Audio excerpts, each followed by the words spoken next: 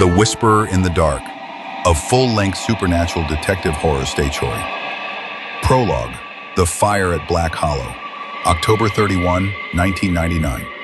The flames consumed the old orphanage like a starving beast. Harmed from the third-floor window, 10-year-old Adrian Voss watched in horror as the smoke thickened. The other children screamed, but the fire wasn't the worst part. The shadows were moving on their own. His foster brother, Lucas Vane, stood in the center of the burning hallway, arms outstretched, grinning as the dark shapes slithered up the walls. "They're here for us, Adrian," Lucas whispered, "but only the bad ones will burn." Then the ceiling collapsed. The seventh victim, present day, Detective Adrian Voss had seen many corpses, but this one made his hands shake. The woman hung upside down from the church rafters, her skin peeled back in precise spirals. Her eyelids were stitched open, her pupils dilated in eternal terror.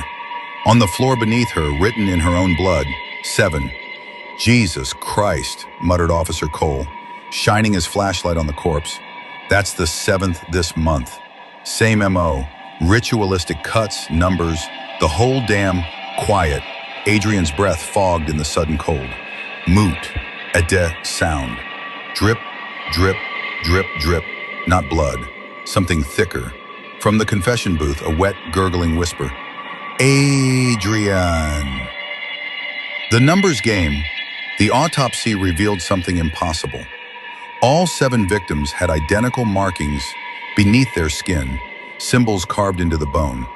The coroner, Dr. Lefebvre, paled as she translated them. It's an invocation to something not human. Adrian's phone buzzed, an anonymous message. A photo of the orphanage ruins. Attached text, 6 days left. That night, Adrian dreamed of Lucas standing over his bed, hollow sockets weeping black sludge. "You shouldn't have let them bury me there," his brother whispered. "Now it's wearing my skin." Blackhallow's archives held a disturbing truth.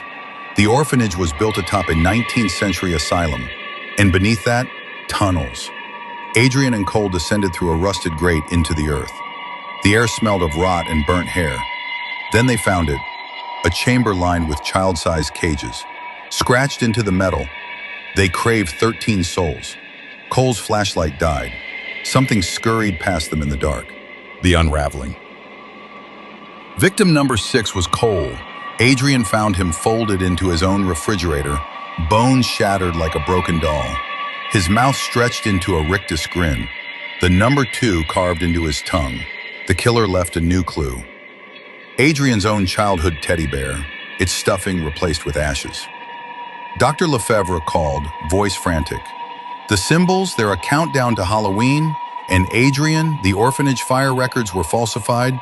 There weren't 7 children who died. A pause. There were 6. The 7th child was never accounted for. The final night. October 31st. The orphanage ruins pulsed with unnatural heat. Adrian stepped through the crumbling doorway and froze. 6 small figures sat in a circle, their backs to him. The 7th chair was empty. "We've been waiting," chorused the children, their heads snapping backward too far, faces melting like wax. From the shadows, Lucas emerged, except his skin now stretched over something elongated, something with too many joints. "You were supposed to be the 13th, brother." The thing wearing Lucas's smile peeled its lips back, revealing rows of needle teeth. "But 6 will have to do." Epilogue whispers in the static. The police found Adrian's recorder in the ashes. Most of the audio is garbled, but in the final seconds clear as day, Adrian, gasping, "Lucas, please." Unhuman voice, giggling. "Shh, you'll be part of us soon."